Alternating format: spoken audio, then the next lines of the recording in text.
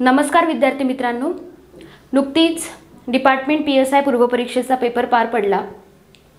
खऱ्या अर्थानं जे स्कोअर आन्सर कीनुसार आत्तापर्यंत माझ्याकडे प्राप्त झालेले आहेत त्याबद्दल आजच्या लेक्चरला प्रथमतः चर्चा करूयात आणि त्यानंतर मग व्हॉट इज नेक्स्ट या तुमच्या प्रमुख प्रश्नाबद्दल चर्चा करूयात। त्यामुळे लेक्चर शेवटपर्यंत नक्की बघा। अर्थात जे स्कोअर प्राप्त झालेत ते काही एका गटाचे प्राप्त झालेले नाहीयेत, 3 ते 4 गटांमध्ये स्कोअर प्राप्त झालेत। माझ्या ऐकिवातला आत्तापर्यंत या वेळेपर्यंत प्राप्त झालेला हायेस्टचा जो स्कोअर आहे तो आहे 58 म्हणजेच 58। त्यानंतर पुढचा गट येतो तो म्हणजेच 50 ते 55चा। त्यानंतर पुढचा जो गट आहे तो म्हणजे 45 ते 50चा। त्यानंतर जो गट आहे तो म्हणजे 40 ते 45चा आणि काही विद्यार्थ्यांचे स्कोअर हे 40च्याही खाली आहेत। तर मग आता पुढे काय करायचं? तुमच्या पुढे पहिला प्रश्न हा आहे की आता पुढे कट ऑफ किती लागेल, त्यानंतर जागा वाढल्या तर मेरिट कमी येईल का, यांसारख्या बऱ्याच बाबी बरेच प्रश्न तुमच्या मनात आता निर्माण झाले असतील आणि त्याच विषयावरती प्रथमतः आपण चर्चा करतोय। बघा, इथे मुद्दा हा नाही पेपर कसा होता। काहींना पेपर सोपा वाटला, काहींना पेपर मध्यम वाटला, काहींना पेपर अतिशय अवघड वाटला, काहींना तो लेंदी वाटला। इथे कुणाला पेपर कसा वाटला हा मुद्दा नव्हे, इथे मुद्दा हा आहे व्हॉट इज नेक्स्ट, पुढे काय करायचंय। तर जे स्कोअर आत्तापर्यंत आलेले आहेत आणि सरासरी सर्वसाधारण आन्सर कीनुसार जर आपण मार्क्स बघितलेत, ऐकलेत, आजूबाजूला तुम्हीही बघितले असतील, एका वाक्यामध्ये मी तुमच्या प्रश्नाचं उत्तर देऊ इच्छिते। ज्या विद्यार्थ्यांचा स्कोअर 40+ आहे याचा अर्थ 40+ याचा अर्थ 40च्या वरती आहे। 41, 42, 43, 44, 45 ते अप टू कितीही हायेस्ट असू देत। 40+ ज्यांचा स्कोअर आहे त्यांनी कृपया आजपासूनच मुख्यची तयारी करावी। त्याचे अनेक कारणे आहेत पण मी प्रमुख कारण या ठिकाणी सांगू इच्छिते। एक लक्षात घ्या की 40+ स्कोअर जो आहे तो यासाठी कारण पेपर हा अवघडही नव्हता, पेपर सोपाही नव्हता, पेपर हा मध्यम स्वरूपाचा होता सर्वसाधारण विचार केला तर, आणि सर्वांगीण विचार करून कट ऑफ हा लागला जातो। अर्थातच जो मूळ कट ऑफ आहे, मूळ निकाल आहे, निकालाचा महिना हा मे महिना आहे, आत्ता एप्रिल चालू आहे। तुम्ही जर विचार केला की बघूयात, करूयात नंतर तयारी, आता मी शुअर नाही आहे, मला 41 पॉईंट समथिंग आहेत, 42 पॉईंट समथिंग माझे मार्क्स आहेत, मी शुअर नाही आहे, अर्थात 45+ हे सेफ झोनमध्ये तर आहेतच, विषय 40 ते 45 या विद्यार्थ्यांचा चाललेला आहे। तर ज्यांना असं कुठेतरी वाटत असेल की मी सेफ झोनमध्ये नाही आहे किंवा माझं कसं होईल, नक्की होईल की नाही होणार, यांसारखे बरेच प्रश्न जर तुमच्या मनामध्ये आत्ता असतील तर मी स्पष्ट सांगू इच्छिते, समजा पुढे जाऊन जर जागा वाढल्या, ही जर गोष्ट झाली, ही शक्यता झाली, असं अधिकृतपणे मी सांगत नाही, समजा जर पुढे जागा वाढल्या किंवा नाही जरी वाढल्या, व्हॉटेवर, त्यामध्ये बाउंड्री लाईनवरती जर या ठिकाणी आपण पास झालो आणि मुख्यला पात्र ठरलो, मुख्य देण्यासाठी आपण पात्र ठरलो, तर मग अशा वेळेला तुम्हाला तो पश्चाताप जो होईल तो अतिशय भयानक असेल, कारण 1 महिना तुम्ही पूर्णतः वाया घालवलेला आहे। त्यामुळे विद्यार्थी मित्रांनो, सांगायचं तात्पर्य हे आहे की वेळ खूप महत्त्वाची आहे। वेळ का महत्त्वाची आहे हे मी तुम्हाला सांगणं संयुक्तिक ठरणार नाही, कारण तुम्ही त्याचे साक्षीदार आहात। 16 एप्रिलला 1 तासात पेपर कसा आला आणि तो कसा गेला हे कितीही अभ्यास झालेला असला तरी त्या विद्यार्थ्याला समजलेलं नसणार आहे। बऱ्याच जणांना वेळ कमी पडलेला आहे आणि अर्थातच त्या घटनेवरनं किंवा त्या एक ॲनालिसिस पॉईंटवरनं आपण एवढं तर समजू शकतो की बाबा पुढचं चित्र कसं असेल। एक लक्षात घ्या, आपली जी मुख्य परीक्षा आहे तिचा वेळ आता 1.5 तासाचा आहे, बरोबर।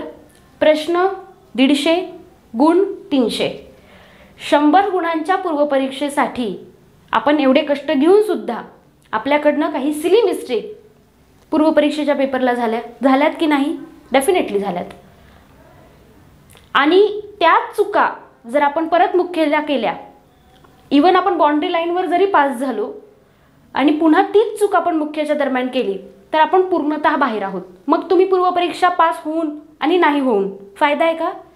म्हणजे तुम्ही पूर्वपरीक्षा पास झालात, मुख्याला गेलात, मात्र मुख्याच्या तयारीत कमी पडलात. कायदेशीर भाषेत सांगायचं झालं तर तुम्ही कुठलीही हयगय केली तर या ठिकाणी शिक्षा जी होणारी असेल तिचं जे मूल्य आहे ते असं सांगता येत नाही. बरोबर? तात्पर्य काय आहे? माझा स्कोर आत्ता 40+ येतोय हे मला माहीत आहे. वैयक्तिक जे आन्सर की आपण व्यवस्थित बघितली किंवा आन्सर कीनुसार आपला जो स्कोर व्यवस्थित चेक केला, निगेटिव्ह मार्किंगसह वगैरे सगळं फायनल कॅल्क्युलेशन जे आहे, फायनल स्कोर म्हणते मी, फायनल स्कोर हा 40+ येत असेल तर त्या सर्व विद्यार्थ्यांनी कृपया मुख्य परीक्षेची तयारी आजपासूनच सुरू करावी. त्याचं मी पहिलं कारण तुम्हाला सांगितलं आहे की मुख्याला वेळ कमी आहे. पूर्वपरीक्षेसाठीच आपल्याला एवढा वेळ कमी पडला तर मुख्यसाठी तर मग वेगळं सांगायला नको. हे पहिलं कारण झालं. दुसरं कारण असं आहे की माझा स्कोर 41 असो, 42 असो, 43 असो, जर मी बाउंड्री लाईनवरती पास झालो किंवा झाले तर मी निकालापर्यंत जो वेळ वाया घालवला तो माझ्याकडनं पुन्हा कवर होईल का? कोणी कितीही म्हटलं की मी एका महिन्यात मेन्स काढली, होत नसते तसं. जो विद्यार्थी असं म्हणतो त्यांना अगोदर मेन्सचा अभ्यास केलेला असतो. हे वाक्य तितक्याच प्रामुख्यानं लक्षात घ्या. अर्थातच तुमच्यापैकी काही जण असेही असतील ज्यांनी पूर्वच्या अगोदरच मुख्यचा अभ्यास करून ठेवलेला असेल. आता फक्त एक फायनल टचअप म्हणा किंवा खऱ्या अर्थानं पुन्हा मूळ स्रोत आणि उजळणी आणि सराव प्रश्नपत्रिका हा भाग बाकी असेल. काही जण आता असे आहेत की पूर्व पास झाल्यानंतर मुख्यला लागू, पण पास झाल्यानंतर म्हणजे निकालाचा महिना मे, हा महिना चालू एप्रिल, पास झाल्यानंतर लागू म्हणजे 1 महिना तुम्ही पूर्णतः वाया घालवला. उरला फक्त 1 महिना. खरं तर स्पष्टतः सांगू इच्छिते, जे स्केड्यूल आहे आपल्याकडे म्हणजे जे वेळापत्रक आहे त्यानुसारच तुमची पूर्वपरीक्षा झाली. बऱ्याच विद्यार्थ्यांचं असं म्हणणं होतं कदाचित 16 एप्रिलची परीक्षा थोडीशी पुढे जाईल. गेली का ती? नाही गेली. 16 एप्रिलची परीक्षा, पूर्वपरीक्षा 16 एप्रिललाच झाली. तशी मुख्य परीक्षा जो दिनांक नमूद आहे तुमच्या वेळापत्रकामध्ये तो 3 जुलैचा आहे. म्हणजे 3 जुलैचा आहे याचा अर्थ आपल्याकडे किती दिवस आहे? ऑन ॲन ॲव्हरेज बोलतीये मी. समजा तुम्ही एप्रिल महिन्यापासून म्हणजे अगदी याच महिन्यापासून कॅल्क्युलेशनला सुरुवात केली तर 60 अबाउट डेज तुम्हाला मिळतील. पण मी 60च दिवस पकडते. त्याचं पहिलं कारण असं आहे की आपण अगदी नाही म्हटलं तरी 8 दिवस जे आहेत ते फक्त चर्चा करण्यात घालवतो. अर्थात ती खूप मोठी चूक असते, पण ती ज्याला समजते त्यालाच समजते आणि ज्याला समजत नाही त्याला समजत नाही. मुद्दा काय आहे की एक 60+ डे आहेत, पण आपण पकडताना 60 डेज कॅल्क्युलेट करू. ओव्हरऑल 60 दिवस म्हणजे 2 महिन्यांचा अवधी. आणि याच्यात आपण जर तंतोतंत विचार केला घड्याळी काट्याप्रमाणे किंवा अगदी तुमच्या स्केड्यूलप्रमाणे तर खरोखर हा कालावधी सफिशियंट ठरेल का? ठरेल, पण केव्हा? तयारीला लगेच सुरुवात केली तर. याच्यामध्ये काय होईल, समजा 40+ तुम्ही आहात म्हणजे 40 to 45 या गटाबाबत मी बोलतीये. 45+ तर सेफ झोन आहे, हे मी ऑलरेडी डिक्लेअर केलं आहे. 40 to 45 या गटातले जे विद्यार्थी आहेत त्यांचा जर असा कुठेतरी समज असेल की मे महिन्यात निकाल आल्यानंतर किंवा वॉटेवर जेव्हा रिझल्ट येईल प्रिलियमचा तेव्हा मी मेन्सला लागतो, स्पर्धेच्या पूर्णतः तुम्ही बाहेर आहात. हे मी आत्ता स्पष्ट करते, कारण ही मुख्य परीक्षा आहे. ही मुख्य परीक्षा आहे. पूर्वपरीक्षेचे मार्क्स फायनल रिझल्टमध्ये कन्सिडर केले जात नाही. एक प्रकारे ती पात्रता परीक्षा. मुख्यला तुम्ही पात्र आहात की नाही यासाठी, मुख्य तुम्ही देऊ शकतात की नाही यासाठी पूर्व. अर्थात तिथे तुलना चाललेली नाही. पृथ्वी तलावर प्रत्येक घटकाची जागा त्या त्या ठिकाणी श्रेष्ठ आहे. पूर्व पास झाले नाही तर मुख्य देऊ शकत नाही, त्यामुळे इथे मी पूर्व आणि मुख्यची तुलना मुळीच करत नाही. प्रत्येक परीक्षा पद्धती त्याच्या त्याच्या ठिकाणी योग्य आहे. त्यामुळे माय पॉइंट इज दॅट, सांगण्याचा गाभा लक्षात घ्या की ज्या विद्यार्थ्यांना वाटतंय की रिझल्ट लागल्यानंतर मी करतो तोपर्यंत वेळ गेलेला असेल, तुम्ही तसंही स्पर्धेच्या बाहेर आहात, मग काय फायदा तुमचा प्रिलियम पास होऊन सुद्धा. अगदी तुम्ही बाउंड्री लाईनवर प्रिलियम पास झालात आणि तुम्ही तयारी केलीच नाही, 1 महिना वाट बघितली निकालाची, मग काय फायदा. मग जे विद्यार्थी पूर्वपरीक्षा नापास झाले तेही तिथेच आहेत आणि तुम्ही सुद्धा तिथेच आहात. इथे तुलना चाललेली नाही. मी पुन्हा सांगते, सांगण्याचा गाभा लक्षात घ्या की वेळेचं महत्त्व काय आहे. ठीक आहे. सो स्कोअरबद्दल पहिल्यांदा मी आता हे सर्व सांगितलं. तयारीला उशिरा सुरुवात केली त्याचे तोटेही आत्ता सांगितलेत. आता मूळ मुद्दा किंवा मूळ प्रश्न जो आहे की आता पुढे कसं.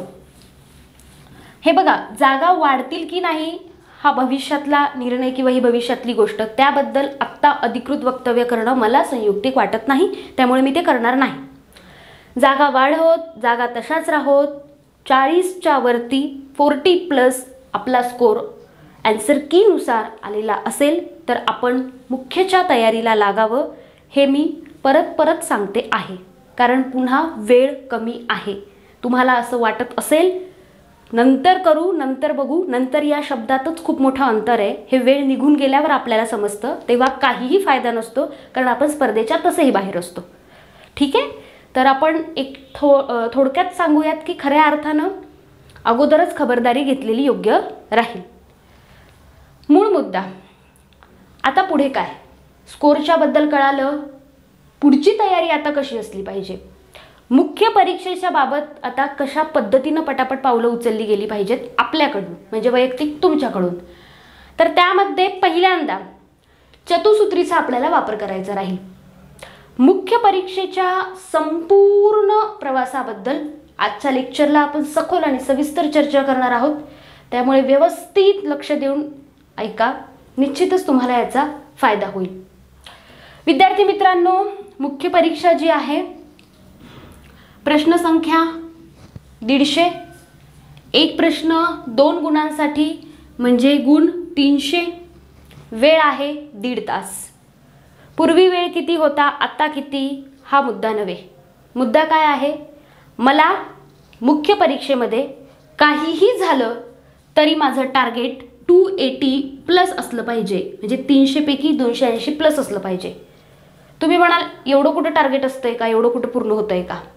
हे टार्गेट जर धराल तर किमान तुम्ही 250 पर्यंत किंवा त्या अबाऊ पोहोचाल. त्याच्यासाठी हे चाललंय सगळं काही. आता मुद्दा हा आहे की अभ्यासक्रम काय आहे.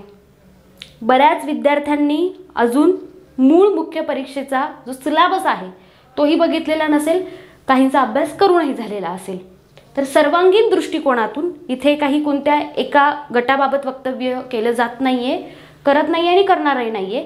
सर्वांगीण विद्यार्थ्यांच्या दृष्टिकोनातून म्हणजे सर्वसाधारण विचार करूनच आजचं लेक्चर कंडक्ट केलं जात आहे, याची तुम्ही प्रथमतः नोंद घ्यावी. तुम्हाला परीक्षा पद्धती, गुण पद्धती वगैरे वगैरे तत्सम गोष्टी कळाल्या. आता मी मूळ पॉईंटकडे येते की सिलेबस काय असेल. सिलेबस जो असेल तो सांगण्यापूर्वी तत्पूर्वी जी चतुसूत्री मी मगाशी उल्लेखली त्याबद्दल सांगते. सर्वात प्रथम तुम्हाला माहिती पाहिजे ते म्हणजे अभ्यासक्रम. अभ्यासक्रमाचा जुळा भाऊ किंवा जुळी बहीण म्हणेन मी खऱ्या अर्थानं कोण असलं पाहिजे, प्रश्नपत्रिका, म्हणजे ज्याला आपण शॉर्टमध्ये म्हणतो PYQ, previous year question paper, मागील वर्षीच्या झालेल्या प्रश्नपत्रिका. पण हा कायदा आहे ज्यामध्ये बऱ्याच अमेंडमेंट होतात, सुधारणा होतात, काही कायदे रद्द होतात, नव्याने पुन्हा त्या जागी नवीन कायदे येतात, शिक्षाकल्म बदलतात. त्यामुळे अतिशय जुन्या प्रश्नपत्रिका सुद्धा बघणं कधीतरी अयोग्य होतं. म्हणजे अगदीच खूप जुन्या प्रश्नपत्रिका नाही बघायच्या. 2010 नंतर तुम्ही बघू शकता, त्यातही तुम्हाला बरेच बदल आढळतील. ते कोणत्या अधिनियमाच्या बाबतीत ते आता पुढे सांगते. तर अभ्यासक्रम आणि PYQ यांचं खूप महत्त्वाचं नातं आहे. ह्या दोन्ही गोष्टी तुमच्याकडे 24 तास हव्यात, तुमच्या जवळ या दोन्ही गोष्टी हव्यातच. सेकंड पार्ट, अभ्यासक्रम समजला, मात्र आता मूळ मार्ग कसा निवडावा, जो मूळ चॅनल आहे मुख्य परीक्षे 250+ मार्क्स अचीव करण्याचा, तो चॅनल काय असावा, तर त्यामध्ये कॉन्सेप्ट क्लिअरन्स हवा. बरोबर, त्यामुळे लेक्चर्स, बरोबर, लेक्चर, बॅचमधले लेक्चर्स. तिसरा जो पार्ट येतो तो म्हणजे संदर्भ पुस्तकं. बघा, संदर्भ पुस्तकाबद्दल खरं तर बोलण्यासारखं खूप आहे, पण आपल्याला वेळेचं बंधनसुद्धा आहे. त्यामुळे संदर्भ पुस्तकाच्या बाबतीत एकाच वाक्यात सांगू इच्छिते, जसं तुम्ही मार्गदर्शक निवडताना तज्ज्ञ व्यक्ती बघता, पुस्तक निवडताना सुद्धा तज्ज्ञ व्यक्ती बघा. खरं तर बऱ्याचदा असं होतं, आपल्याकडे मार्केटमध्ये खूप रिसोर्सेस प्राप्त होतात आणि आपण पटकन जातो आणि एखादं पुस्तक खरेदी करतो, त्याच्यावर विश्वास ठेवतो, अभ्यासाला सुरुवात करतो. पण खऱ्या अर्थानं त्याच्यात जशा जशा चुका निघायला लागतात तसं तसं आपल्याला दडपण येतं की आता पुढे काय, आणि तो पश्चाताप होऊ नये. अर्थात सगळ्याच पुस्तकांच्या बाबतीत तसं नसतं, पण काही ठराविक पुस्तकं अशी असतात की सातत्यानं आपल्याला त्याचा पश्चाताप झाल्याशिवाय राहत नाही. मुद्दा माझा इतकाच आहे, डिपार्टमेंट PSI म्हटलं की पहिले तुमच्या डोळ्यासमोर 3 पुस्तकं आली पाहिजेत. फक्त 3 पुस्तकांचा तुम्हाला अभ्यास करायचा आहे. नंबर 1, पहिला जो पार्ट आहे, पहिला जो भाग आहे तो म्हणजे भारताचे संविधान. यामध्ये फक्त आणि फक्त रंजन कोळंबे सरांचं, कुणाचं सांगितलंय मी तुम्हाला, रंजन कोळंबे सरांचंच पुस्तक आपण वापरणार आहोत. च लावून सांगते मी, जे पुस्तकं मी आत्ता सांगते आहेत ते च लावून सांगते, कारण ते मूळ संदर्भ पुस्तक आहेत. त्याच्याशिवाय इतर कुठलंही पुस्तक तुम्ही वापरणार नाही. अर्थात वैयक्तिक निर्णय तुमचा राहील. सेकंड, कायदा म्हटलं, डिपार्टमेंट PSIच्या बाबतीत बोलतेय मी, कायदा म्हटलं की तुमच्या पुढे फक्त एकच नाव आलं पाहिजे, ते म्हणजे रा चांदे सर यांचं पुस्तक. यांचा जो ठोकळा आहे मुख्य कायद्यांचा, त्यामध्ये भारतीय दंडसंहिता, फौजदारी प्रक्रिया संहिता आणि भारतीय पुरावा अधिनियम यासाठी स्वतंत्र ठोकळा आहे. नवीन एडिशन तुम्ही घेऊ शकतात. त्यानंतर लघु कायदे जे 19 आहेत, आत्ता सध्या अपडेटेड सिलेबसनुसार 19 लघु कायदे आहेत, त्याच्यासाठी सुद्धा तुम्ही रा चांदे सरांचं छोटंसं एक बुक आहे ते घेऊ शकतात.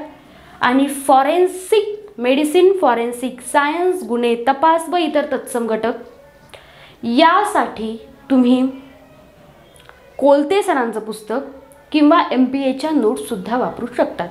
याच्या पलीकडे चुकूनही दुसरं कुठलंही पुस्तक तुम्ही घेणार नाहीत.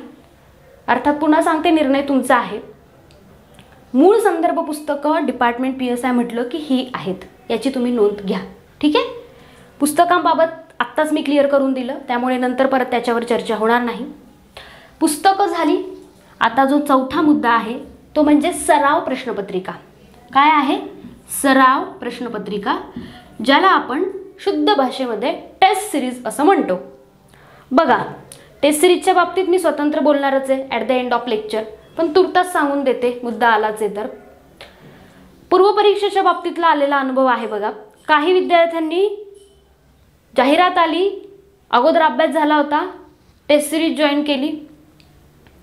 टेस्ट सिरीज जॉईन केली, त्यातले एक सांगलीचे विद्यार्थी आहे.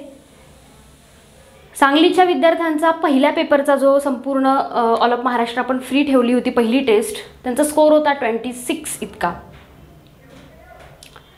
त्यांनी लगेच संपर्क केला की बाबा पहिल्या पेपरचा स्कोर एवढा कमी आला आहे, आता पुढे कसं होईल. अर्थात पहिला पेपर झाला होता, मूळ 10 प्रश्नपत्रिका होत्या, म्हणजे आता किती प्रश्नपत्रिका उरल्या? 9. त्यांना जे स्केड्यूल दिलं गेलं, त्यांना व्यवस्थित जे प्लॅनिंग दिलं गेलं, त्याच्यानुसार आत्ताचा त्यांचा स्कोर हा 50+ आहे. अर्थातच ते मेन्सला आहेत. मुद्दा काय आहे इथे? मुद्दा हा नाही चालला की गाईड केलं गेलं वगैरे वगैरे, मुद्दा तो नाही. मुद्दा हा आहे, सुरुवात किती लवकर करता, जे की मी पहिल्यांदाच सुरुवातीला सांगितलं.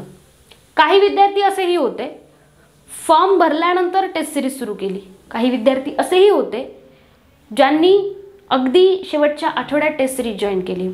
तर प्रामाणिक सांगू इच्छिते, शेवटच्या आठवड्यामध्ये फक्त उजळणी होते आणि ती पण स्वतःशी केलेली असावी, असं माझं वैयक्तिक मत आहे. शेवटच्या आठवड्यापर्यंत जर तुम्ही लेक्चर ऐकत असाल तर मग कुठेतरी अवघड होतं, आणि याचं ज्वलंत उदाहरण म्हणजे तुमची झालेली पूर्वपरीक्षा. तर शेवटच्या आठवड्यामध्ये फक्त उजळणी होते आणि ती पण स्वतःशी केलेली असावी, असं माझं वैयक्तिक मत आहे. अगदी तुम्ही शेवटच्या दिवसापर्यंत जर लेक्चर अटेंड करत असाल तर कुठेतरी अवघड होऊन बसतं. हे मी माझं वैयक्तिक मत नोंदवते, प्रत्येकाचं वेगळं असू शकतं. विद्यार्थी मित्रांनो, अगदी 8 दिवस अगोदर तरी आपण रेडी असलं पाहिजे. खरं तर प्रामाणिक प्रयत्न सगळेच करतात, मात्र त्या 1 तासाचं किंवा जो निर्धारित वेळ आहे परीक्षेचा नमूद कालावधी, त्यातलं नियोजन जमलं पाहिजे. कारण आत्ता पूर्वपरीक्षेचं जर बघितलं ना तर अगदी 2-3 वर्षांपासून अभ्यास होता, पण ते प्रेशर हँडल नाही झालं 1 तासात. वेळ कमी पडला, स्पर्धेच्या बाहेर आहेत. 2-3 महिन्यात अभ्यास केला स्मार्ट टेक्निक्स यूज करून तर या ठिकाणी स्पर्धेत आहेत. म्हणजे असेही 2 गट आपल्याला बघायला मिळतात. आता भूतकाळाचा जास्त विचार न करता वर्तमान काळात जगूयात, कारण वर्तमान काळ जर आपण व्यवस्थित पार पाडला तर खऱ्या अर्थानं भविष्य काळातलं यश आपल्या हातात असतं. ही चतुसूत्री मी तुम्हाला का सांगितली हे पुढे तर तुम्हाला कळणारच आहे, परंतु या चतुसूत्रीने जर तुम्ही गेलात तर डेफिनेटली खात्रीपूर्वक सांगू इच्छिते की तुम्ही 250+ मार्क्स आरामात घेतात. खरं तर टार्गेट आपण 280+चं ठेवलं आहे. ते टार्गेट का ठेवायचं, कारण आपल्याकडनं कमतरता होऊ नये. अभ्यास करताना सुद्धा, सराव प्रश्नपत्रिका सोडवताना सुद्धा, अगदी पुस्तकातली ओळ न ओळ वाचनेपर्यंत तुम्हाला एकच गोष्ट लक्षात घ्यायची आहे, मला 150 प्रश्न सोडवायचे आहे, माझ्याकडे वेळ 1.5 तासाचा आहे, म्हणजे मला प्रत्येक प्रश्नाला किती सेकंद मिळतात. आता हा गणिताचा तास नव्हे, नाहीतर मी कॅल्क्युलेशन दिलं असतं. हा वैयक्तिक तुम्ही तुमचा एक विचार करा सविस्तर, शांततेने, शांत मानसिकता ठेवून. मग तुम्हाला हिशोब लागेल की माझ्याकडे खूप कमी वेळ आहे मुख्य परीक्षेला, अर्थात तयारीला तर आहे पण मूळ पेपरला सुद्धा, आणि मूळ पेपरमध्ये काय होतं हे तुम्ही अनुभवलेलं आहे, त्यामुळे मी त्यावर भाष्य करणार नाही. चतुसूत्री तुम्हाला समजली. Number 1 syllabus plus PYQs. PYQs जास्त मागचेही नसतील, अलीकडचे आपण बघणार आहोत. टेस्ट सिरीजबद्दल जेव्हा मी शेवटी सांगते तेव्हा तुम्हाला कळेल डिटेल्स काय काय असतील ते. त्यानंतर लेक्चर्स बॅचमधले, त्यानंतर संदर्भ पुस्तकं जी मी सांगितली ती, आणि त्याच्यानंतर सराव प्रश्नपत्रिका. ही चतुसूत्री तुम्हाला क्लिअर झाली असेल तर मग आपण पुढच्या पॉईंटकडे वळूयात. खऱ्या अर्थानं पुढचा मुद्दा हा आहे विद्यार्थी मित्रांनो की सिलेबसमध्ये कुठला घटक किती गुणांसाठी आहे. बघा, स्पष्टतः सांगू इच्छिते, सुरुवात होते कॉन्स्टिट्यूशन ऑफ इंडिया, भारताचे संविधान या घटकापासून. भारताचे संविधान या घटकाचा जर आपण विचार केला तर तुम्हाला यावर 15 प्रश्न विचारले जातात. म्हणजे एक प्रश्न 2 गुणांसाठी आहे, म्हणजे एकूण संख्या झाली 30. हे तुमचे हातचे मार्क्स आहेत, याला तुम्ही गमावणार नाही, कारण ह्या एका घटकावर 500+ अगदी 1000 पर्यंत पण जाऊ शकतील, पण मी सध्या 500+ असं सांगते. 500+ प्रश्न या ठिकाणी रेडी फॉर्मॅटमध्ये आहे, फक्त एका घटकावर बोलतेय मी. मग आता तुम्हाला पुढच्या टेस्ट सिरीजचा अंदाज येऊन गेलेलाच असेल. संविधान हा घटक 2017चा पेपर ॲनालिसिस केला तर कुठेतरी मूलभूत संरचना जी आहे, आपलं बेसिक स्ट्रक्चर, त्यावर फिरलेला आढळतो.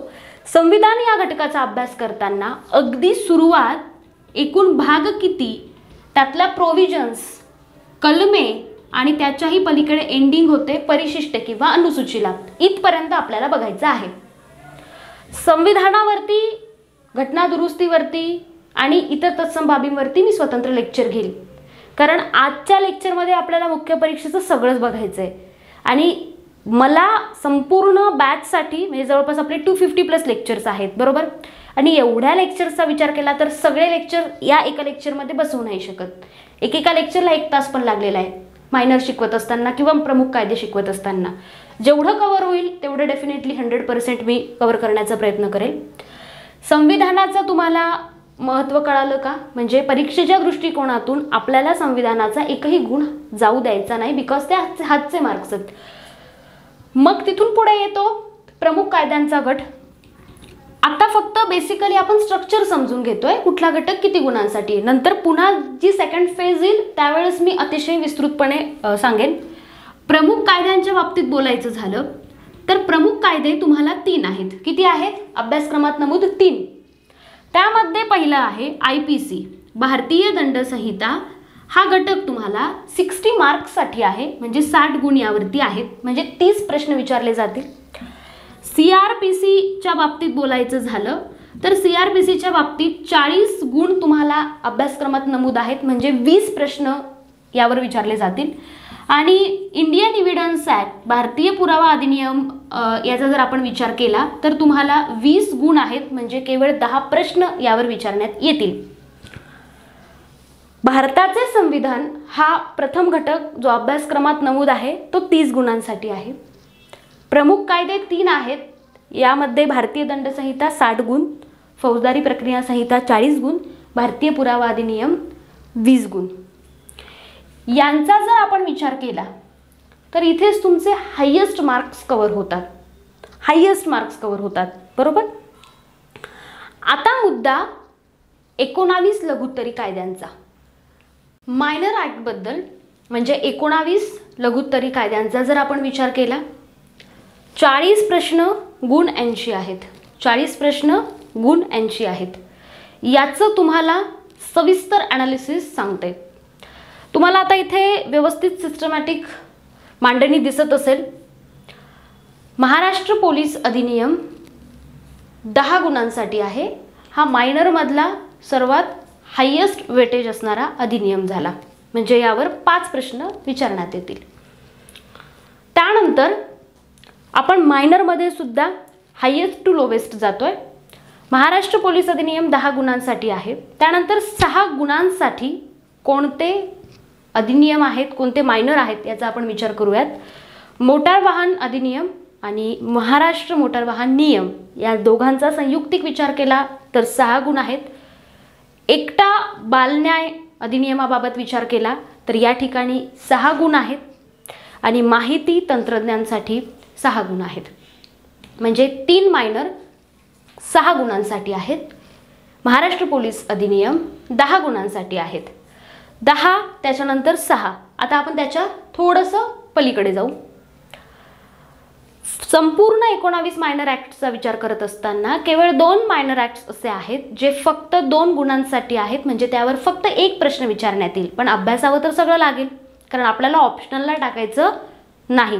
ऑप्शनलला टाकलं की आपण ऑप्शनलला पडू, आपण स्पर्धेच्या बाहेर पडू. मायनरच्या बाबतीत खूप काळजी घ्यायची आहे, ते मी तुम्हाला सांगते.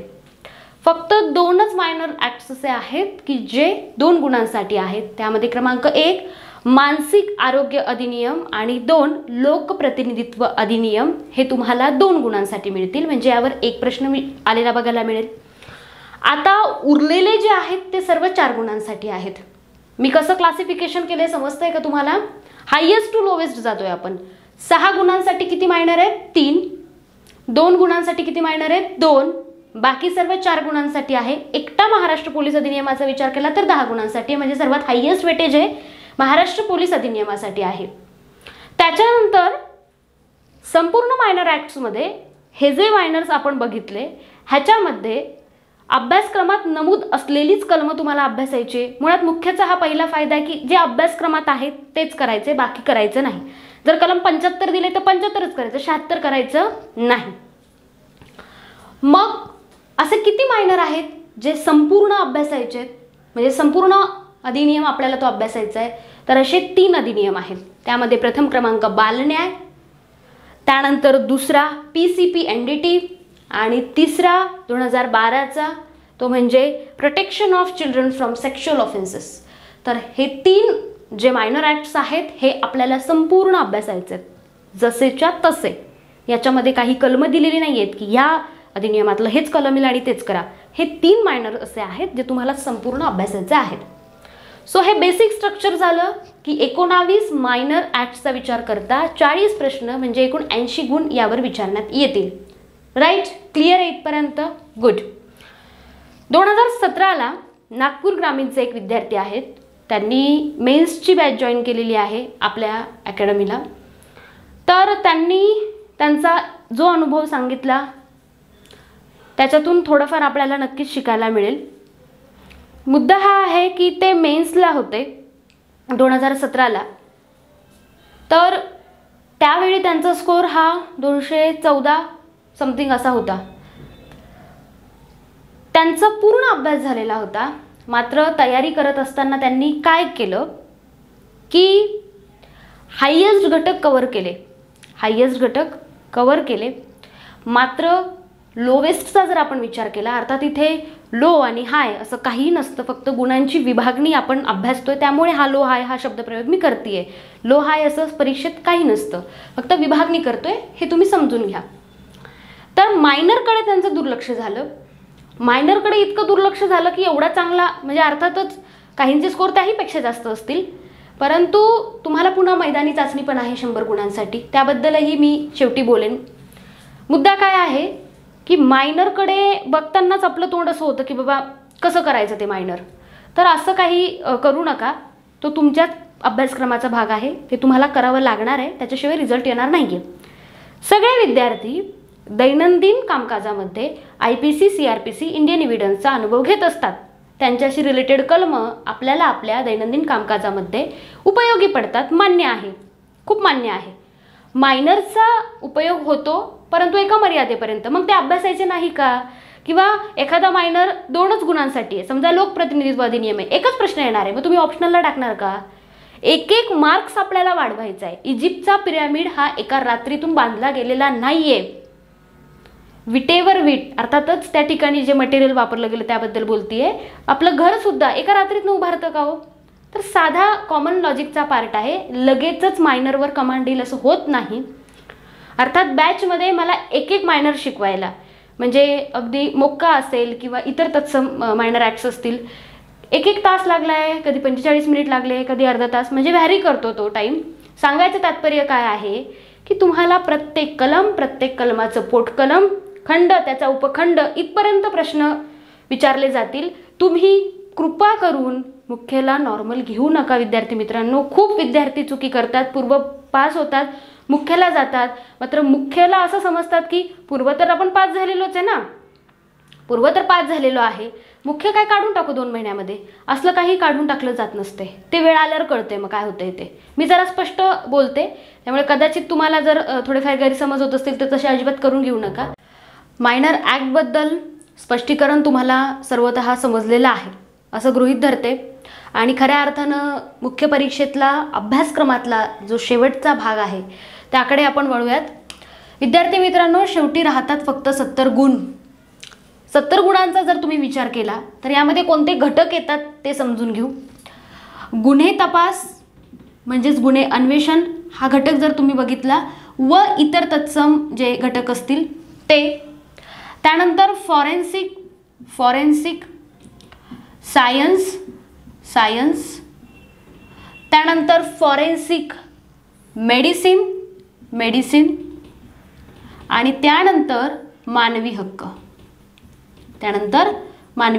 अर्थात मानवी हक्क 10 गुणांसाठी आहे. फॉरेन्सिक मेडिसिनचा विचार केला तर 20 गुणांसाठी आहे आणि मग उर्वरित घटकांची विभागणी अशी गुणांनुसार होते. 70 गुणांसाठी एवढे घटक आहेत तेवढंच डोक्यात ठेवा.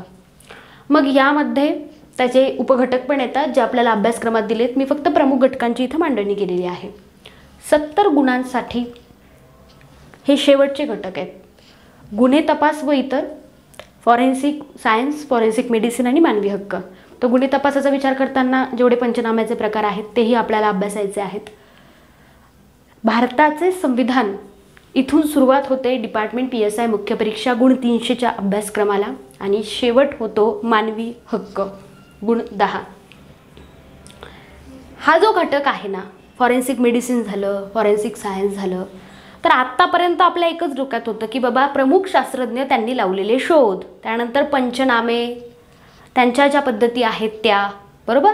पंचनामा म्हटलं की CRPCचा आपल्याला बऱ्यापैकी टच जाणवतो आणि त्यातूनही पुढे मग ज्या प्रमुख संगणक पद्धती आहेत त्या संगणक पद्धतीवर प्रश्न आलेले बघायला मिळतात. मानवी हक्क या घटकाकडे जसं आपण बघतो विद्यार्थी मित्रांनो, तर मानवी हक्काकडे अगदी स्पष्टतः कैद्यांना बेड्या घालण्याचे जे आदेश आहेत सुप्रीम कोर्टाचे तिथपासून प्रश्न विचारण्यात आलेत. ते मानवी हक्काचं म्हणजे जाहीरनाम्याचा जर आपण विचार केला वैश्विक घोषणापत्राचा तर तिथपर्यंत पण प्रश्न आलेले आहेत. त्यातलेही तुम्हाला 30 कलम लक्षात असले पाहिजे. अर्थात मी बॅचमध्ये तेही तुम्हाला घेतलेलं आहे. मुद्दा काय आहे माझा, पॉईंट काय आहे, भारताच्या संविधानापासून सुरू होतंय ते मानवी हक्कांपर्यंत अभ्यासक्रम हा येऊन थांबतो. खऱ्या अर्थानं हा अभ्यासक्रम थांबत नाही, कारण तुम्ही जेव्हा मुख्यच्या प्रत्येक प्रश्नाची व्याप्ती बघतात तेव्हा तुम्हाला ते डिटेल ॲनालिसिस होतं की नक्की आपण काय करायला पाहिजे. आता पहिल्या फेजमध्ये आपण चर्चा केली ती म्हणजे स्कोअर बाबत. कट ऑफ किती लागेल, काय लागेल हा नंतरचा मुद्दा. 40+ आहोत, मेन्सला तयारी सुरू करा आजपासून लगेचच. आणि सेकंड फेजमध्ये आपण काय समजून घेतलंय, ओव्हरऑल जे ॲनालिसिस आहे म्हणजे चतुसूत्री नंतर जे ओव्हरऑल ॲनालिसिस आहे की कोणता घटक किती गुणांसाठी आहे हे समजून घेतलं. आता मात्र पुढची जी फेज आहे त्या फेजमध्ये आपण खऱ्या अर्थानं प्रश्न कसे येतात, आपण त्यांना टॅकल कसं केलं पाहिजे किंवा शुद्ध भाषेमध्ये कायदा घटक अभ्यासताना काय काळजी घेतली पाहिजे, कोणत्या संकल्पनांवर जास्तीत जास्त भर दिला पाहिजे याची चर्चा करणार आहोत. आता IPC बाबत म्हणजे जी आपली नेक्स्ट फेज आहे ती अभ्यासक्रम समजून घेतल्यानंतर अभ्यासक्रमाची खोली, परीक्षेत येणारे प्रश्न कसे असतात, आपण कुठे चुकतो, कोणत्या चुका टाळल्या पाहिजे याबाबत बोलते. IPC बाबत बोलत असताना विद्यार्थी मित्रांनो लक्षात घ्या, भारताचे संविधान हा घटक तुम्हाला 30 गुणांसाठी आहे, IPC हा घटक तुम्हाला 60 गुणांसाठी आहे. म्हणजे हायेस्ट स्कोअर तुमचा इथेच कव्हर होतोय. 90 गुण तुमच्या बाजूला झाले. आता पुढे तुम्हाला लढायचं आहे. जे पहिल्यांदा आपल्या हातचं आहे, जे आपल्याला सोपं वाटतं, ज्याच्यात आपण स्ट्रॉंग आहोत, त्याच्यात आणखी स्ट्रॉंग बनण्याचा प्रयत्न करा. हे मी नेहमी सांगत आलेली आहे. अगदी ते तोंडपाठही झालं असेल. आणि जिथे कुठेतरी आपल्याला मायनरच्या बाबतीत काही मायनर लक्षात राहत नाही तर ते सातत्यानं सराव करून लक्षात ठेवण्याचा प्रयत्न करा. समजून घेऊन पाठ नव्हे, संकल्पना समजून घ्या, म्हणजे उदाहरणं लक्षात येतील. मी काय म्हणते, उदाहरण किती पण येऊ देत, अगदी 500 उदाहरण येऊ दे, 5 उदाहरण येऊ दे किंवा 1 उदाहरण येऊ दे, संकल्पना माहिती आहे ना, आपल्याला उदाहरण समजलं पाहिजे. आणि प्रश्न तुम्हाला IPC कितीही सोपा वाटत असला, IPC हा घटक तुम्ही जेव्हा अभ्यासाच्या दृष्टिकोनातून बघतात, मी रायटर म्हणून काम करतो किंवा मला तसा अनुभव आहे किंवा दैनंदिन जीवनात मला भरपूर सारी कलमं पाठ आहेत, कोणी कोर्ट ड्युटीला असेल, काहीही असू द्या, परीक्षेमध्ये येणारा प्रश्न आणि तुमच्या दैनंदिन जीवनात त्या कलमाचा होणारा वापर यामध्ये थोडा का होईना फरक असतो. आणि परीक्षेच्या त्या निर्धारित वेळेमध्ये काय होतं हे तुम्ही सर्वांनी अनुभवलेलं आहे. त्यामुळे त्याबद्दल मी आत्ता स्पष्टीकरण देत नाही. वेळ कमी आहे आपल्याकडे, सगळेच घटक मला एक्सप्लेन करायचे. IPC बद्दल बोलतीये, 60 गुण आहे. तुम्हाला काहीही करून एकही गुण IPC मधला जाता कामा नये. म्हणजे जेवढं तुम्हाला आत्ता हातात करून घेता येईल ना तेवढं पटापट कलेक्ट करण्याचं काम करा. ठीक आहे. आता बघा, भारताचे संविधान सिक्युअर्ड झोनमध्ये गेलेलं आहे, कारण रंजन कोळंबे सरांचं पुस्तक, बॅचमधले आपले लेक्चर्स आणि 500+ जे सराव प्रश्न आहेत त्यांचा अतिशय व्यवस्थित केलेला सरावाच्या बद्दल शेवटी सांगते. सुरुवातीला आता आपण भारतीय दंडसंहिता 1860 गुण 60 प्रश्नसंख्या 30 समजून घेऊ. विद्यार्थी मित्रांनो लक्षात घ्या, IPCचा अभ्यास करत असताना काही कलमं आपल्याला पटकन आठवतात. फॉर एक्झाम्पल, भारतीय दंडसंहिता कलम 141 म्हटलं की बेकायदेशीर जमाव, 5 किंवा 5 पेक्षा जास्त व्यक्ती, लगेच आठवतो बेकायदेशीर जमाव. कलम 351 नुसार हमला लगेच आठवतं, किंवा कलम 159 नुसार मारामारी दंगल लगेच आठवतं. पण प्रॉब्लेम येतोय कुठे, आपल्याला जेव्हा कायद्यातील मूळ शब्दप्रयोगाचे अर्थ समजत नाहीत, त्यांचं जे रिपिटेशन पुन्हा पुन्हा वारंवार कलमामध्ये होतं, तेव्हा मूळ आपल्याला अर्थ हातात लागत नाही. त्यामुळे कायद्याचा अभ्यास कसा करावा याबद्दल खरं तर मी लेक्चर घेतलेलं आहे. ऑडिओ सिरीजसुद्धा तुम्हाला व्यवस्थित मिळतील. अर्थात आपल्याकडे कायद्यासाठी 2 सुविधा देण्यात आल्या आहेत. एक ऑडिओ सिरीज पण आहे आणि व्हिडिओ पण आहे. जेव्हा तुम्हाला ऑडिओचा कंटाळा येईल तेव्हा तुम्ही व्हिडिओ बघा, जेव्हा तुम्हाला व्हिडिओचा कंटाळा येईल तेव्हा तुम्ही ऑडिओ बघा. म्हणजे खरं तर खूप मटेरियल तुम्हाला मेनसाठी देण्यात आलेलं आहे. तर मुद्दा हा आहे, IPCचा अभ्यास करत असताना किंवा कुठल्याही कायद्याचा अभ्यास करत असताना मूळ शब्दप्रयोगाचे अर्थ समजले पाहिजेत. IPCच्या बाबतीत IPC, CRPCच्या बाबतीत CRPC, भारतीय पुरावा अधिनियमाच्या बाबतीत तसे अर्थ समजले पाहिजेत. जर आपल्याला व्याख्या क्लिअर झाल्या नसतील तर त्या व्याख्यांचा सातत्यानं होणारा पुढचा जो वापर आहे तो क्लिअर होत नाही. बरोबर. त्यामुळे पहिल्यांदा अर्थ समजून घेणं गरजेचं आहे. आता कलम 159 म्हटलं भारतीय दंडसंहितेचं की मारामारी दंगल आठवून जाते. पण काय आहे मारामारी दंगल? एक गोष्ट लक्षात घ्या, 2 किंवा 2 पेक्षा जास्त व्यक्ती सार्वजनिक ठिकाणी मारामारी करून सार्वजनिक शांतता बिघडवतात तर त्यावेळी कलम 159 नुसार तो गुन्हा झाला. मात्र त्याच्यासाठी लगेच शास्ती कलम कोणतं आहे? तुम्हाला अभ्यास करताना अतिशय सुटसुटीत लेक्चर्स घेतलेत बॅचमध्ये. अर्थात जे मेन्सच्या बॅचला जॉईन आहेत त्यांचा स्वतःचा वैयक्तिक फीडबॅक आहे, त्यामुळे मी तिथे स्पष्टीकरण देत नाही. तुम्हाला गुन्हा समजला ना समजला म्हणजे लगेच क्लिअर झाला रे झाला की तुम्हाला लगेच त्याचं शिक्षा कलम समजलं पाहिजे. फॉर एक्झाम्पल, जर कलम 159 भारतीय दंडसंहिता कलम 159 मारामारी दंगल याबद्दल स्पष्टीकरण देत आहे तर लगेच कलम 160 नुसार त्याची शास्ती आहे. अटॅच करून टाकायचं लगेच. गुन्हा, गुन्ह्याची शिक्षा काय, गुन्ह्याचं कलम आणि त्याचं शिक्षा कलम, ह्याच्याने काय होईल, अभ्यास पटकन कव्हर होईल. आले लक्षात? आणि लक्षात पण राहील. कलम 160 नुसार शास्ती काय सांगितलेली आहे, 1 महिन्यापर्यंतचा कारावास किंवा 100 रुपयापर्यंत द्रव्यदंड किंवा दोन्ही शिक्षा. भारतीय दंडसंहिता असू देत किंवा मायनर ॲक्टमधला कुठलाही मायनर ॲक्ट्स असू दे, यामध्ये किंवा आणि व किंवा दोन्ही या शब्दप्रयोगांना खूप जपून बघायचं.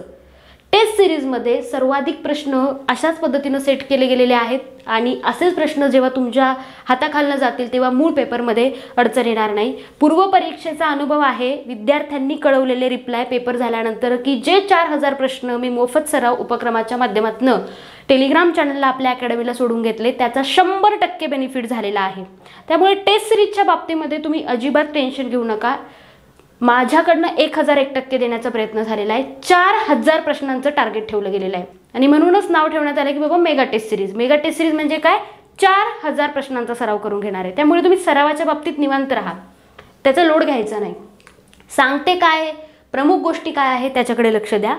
159 नुसार जर आपल्याला मारामारी दंगल काय समजताय तर 160 नुसार त्याची शिक्षा आहे आणि किंवा व दोन्ही या सर्व गोष्टींचा इथे विचार करायचा आहे, कारण इथेच आपण चुकतो. शब्दांच्या खेळात आपण अडकतो म्हणून आपण चुकतो, हे लक्षात घ्या आणि वैश्विक सत्य आहे. ठीक आहे ना. त्याच्यानंतर ही झाली प्रमुख कलमे जी आपल्याला बघितल्या किंवा कुणी उच्चारल्या लगेच आठवतं. मात्र परीक्षेला काही प्रश्न हे फसवे विचारले जातात. फॉर एक्झाम्पल, उदाहरणानुसार गुन्हा कोणता, उदाहरणानुसार कलम कोणतं हे विचारलं जातं. कधीतरी तर उदाहरणानुसार शास्तीसुद्धा. तर थोडं या ठिकाणी विचार करण्याची गोष्ट आहे. बघा, भरपूर कलम आहेत भारतीय दंडसंहितेचा अभ्यास करत असताना, पण वेळेचं बंधन आहे, सगळे घटक कव्हर करायचे. त्यामुळे मी काही प्रमुख कलम तुम्हाला उदाहरणादाखल स्पष्ट करते. कलम 177 आहे भारतीय दंडसंहितेचं खोटी माहिती देणे असं सांगतंय. खोटी माहिती देणे म्हणजे काय हे पहिल्यांदा इथे स्पष्ट करते.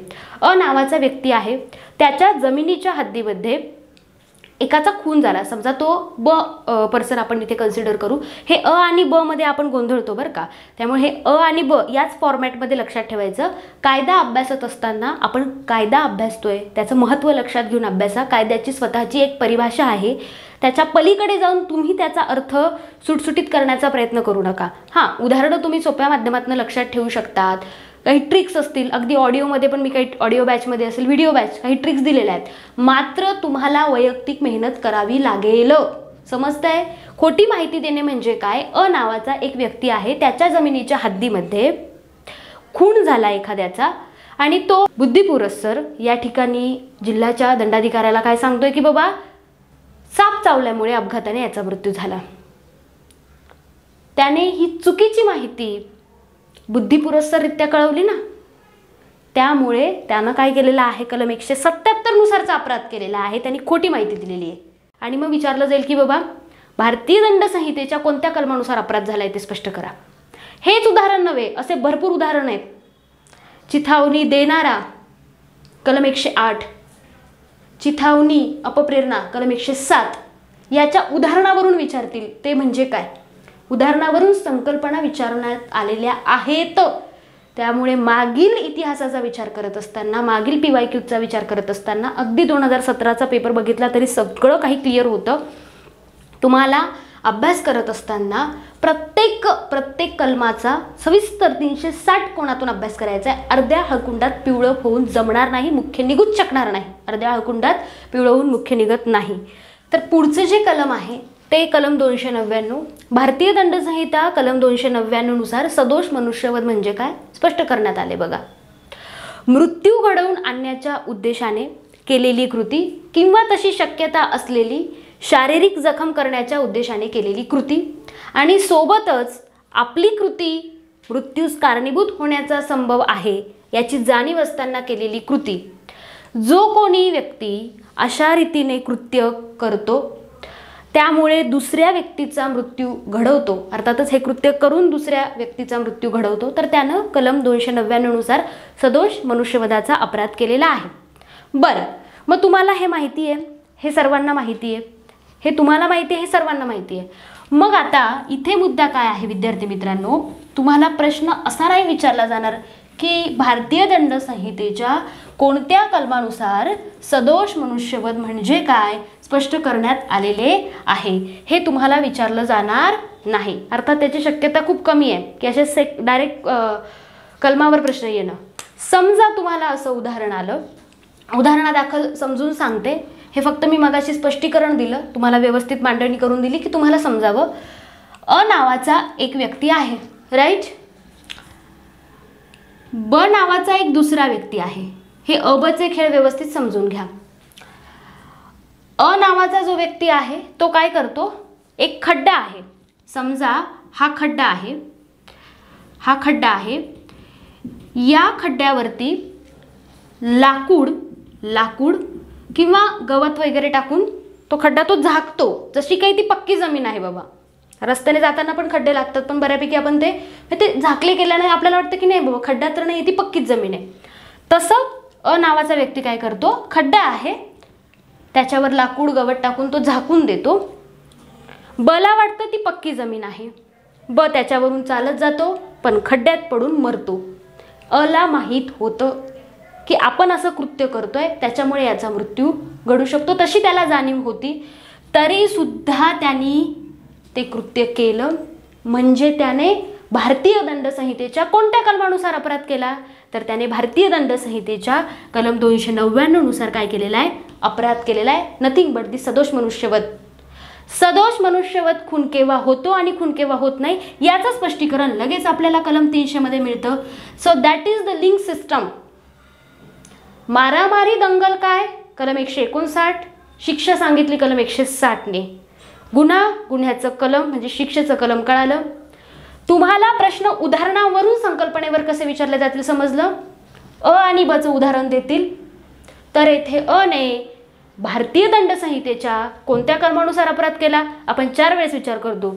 अरे बाबा अ हा व्यक्ती आहे, ब हा व्यक्ती आहे, म्हणजे खड्ड्यावरती त्यानं गवत लाकडं टाकून तो खड्डा झाकून दिलेला आहे. आता ब काय समजून चालतोय की पक्की जमीन आहे, तो चालतोय, चालता चालता खड्ड्यात पडतो आणि तो खड्ड्यात पडून काय होतो, मृत्यू पावतो, मरतो. पण याची जाणीव होती ना, अला याची जाणीव होती. यानं भारतीय दंडसंहितेच्या कोणत्या कलमानुसार अपराध केला, तर तिथे लगेच क्लिक व्हायला पाहिजे की सदोष मनुष्यवध. व्हाय अगोदर स्पष्टीकरण दिले ना तुम्हाला मांडणी करून. So that is the point. IPC मध्ये असे प्रश्न फिरतात. IPCचा पार्ट क्लिअर झाला. IPCचा पार्ट क्लिअर झाला की काही कलम लगेच आपल्याला आठवतात, मात्र काही कलम आपल्याला उदाहरणांवरून उत्तरं शोधावी लागतात मूळ प्रश्नपत्रिकेमध्ये, आणि त्याचाच सराव आपण आपल्या टेस्ट सिरीजमध्ये पण करून घेणार आहे आणि बॅचमध्ये पण मी असंच एक्सप्लेन केलेलं आहे. आता मात्र आपल्याला प्रमुख कायद्यातला पुढील भाग अर्थातच CRPC फौजदारी प्रक्रिया संहिता 1973 गुण 40 हा घटक समजून घ्यायचा आहे. विद्यार्थी मित्रांनो, जसं मी IPCच्या बाबतीत सुद्धा सांगितलं आणि ते सर्व कायद्यांच्या बाबतीत आहे की बाबांनो तुम्हाला काहीही झालं तरी शब्दप्रयोगाचे अर्थ माहिती पाहिजे. प्रक्रिया आहे, नावातच प्रक्रिया हा शब्दोल्लेख झालेला असल्या कारणास्तव तुम्हाला इथे बऱ्याच प्रोसिजर्स बघायला मिळतील आणि त्याच्यावर सुद्धा प्रश्न विचारले गेलेले आहेत. कलम 6 नुसार फौजदारी न्यायालयांचे वर्ग ते कलम 41 पर्यंत पोलीस वॉरंट शिवाय अटक केव्हा करू शकतात इथपर्यंत आपल्याला माहिती पाहिजे. हे फौजदारी प्रक्रिया संहितेच्या बाबतीतच नव्हे, अगदी तुम्ही भारतीय पुरावा अधिनियम बघत असाल तर भारतीय पुरावा अधिनियमाच्या बाबतीत या ठिकाणी तुम्हाला 20 गुण आहे, म्हणजे 10 प्रश्न विचारले जातील. तर इथे सुद्धा प्रमुख अर्थ आपल्याला व्याख्यामध्ये माहिती पाहिजे. तथ्य म्हणजे काय आहे, बरोबर. त्यानंतर अव्वल पुरावा काय आहे, दुय्यम पुरावा काय आहे, या सर्व गोष्टी तमाम अर्थासहित माहिती असून त्यांची कलमसुद्धा तेवढ्याच ताकदीनं आपल्या लक्षात राहिली पाहिजे, हे लक्षात घ्या. मायनरच्या बाबतीमध्ये बोलत असताना तुम्हाला वारंवार मी मगाशी सुद्धा अगदी स्पष्टीकरण दिलेलं आहे मायनरचं. मायनरमध्ये काही कलम खूप इझी आहे, पटकन लक्षात राहतात, पण काही कलम अशी असतात ज्यांना 3-3दा शास्ती सांगितली. अर्थात IPCमध्ये पण आपल्याला ही आवृत्ती बघायला मिळते.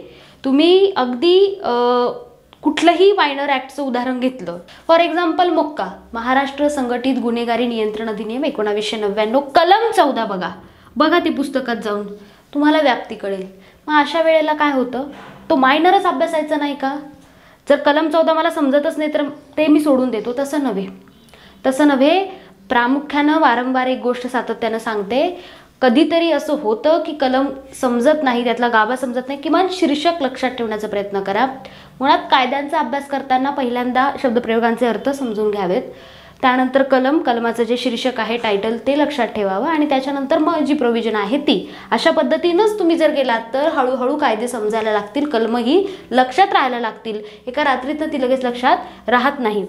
सांगण्याचं तात्पर्य काय आहे विद्यार्थी मित्रांनो, की हे फक्त मोक्काच्या बाबतीतच नव्हे, अगदी तुम्ही त्याच्या पलीकडे महाराष्ट्र दारूबंदी अधिनियम 1949 मधलं कलम 66 जरी बघितलं, भांगेची बेकायदेशीररित्या लागवड करणं, ती गोळा करणं इत्यादीसाठी शास्ती सांगण्यात आलेली आहे 3 प्रकारे. प्रथम अपराधाबद्दल, द्वितीय अपराधाबद्दल, तृतीय अपराधाबद्दल. IPC मध्ये पण काही कलम आपल्याला बघायला मिळतात. म्हणजे काय, प्रमुख कायद्यामध्ये ज्या बाबी आहेत त्याही मायनरमध्ये बघायला मिळत आहेत. काही कलम लगेच लक्षात राहतात, काही कलम लक्षात राहण्यासाठी वेळ लागतो. त्यामुळे आपण असा अट्टहास करणं चुकीचं आहे की मी लगेच कायदा वाचला, मला तो समजला, किंवा आता मला हा समजतच नाही, मी याला ऑप्शनलला टाकतो. ऑप्शनलला काही टाकू नका, नाहीतर आपण ऑप्शनलला पडतो.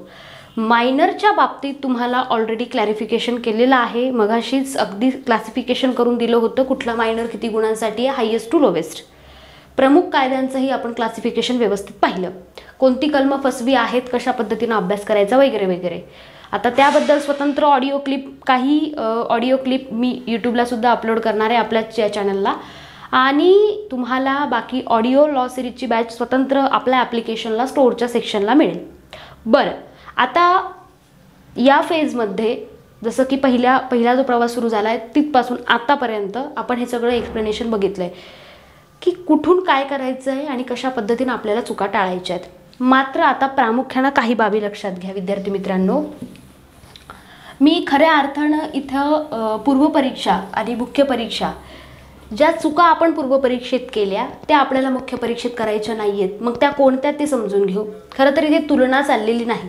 पूर्व पास झाल्याशिवाय मुख्याला तुम्ही पात्र ठरत नाही.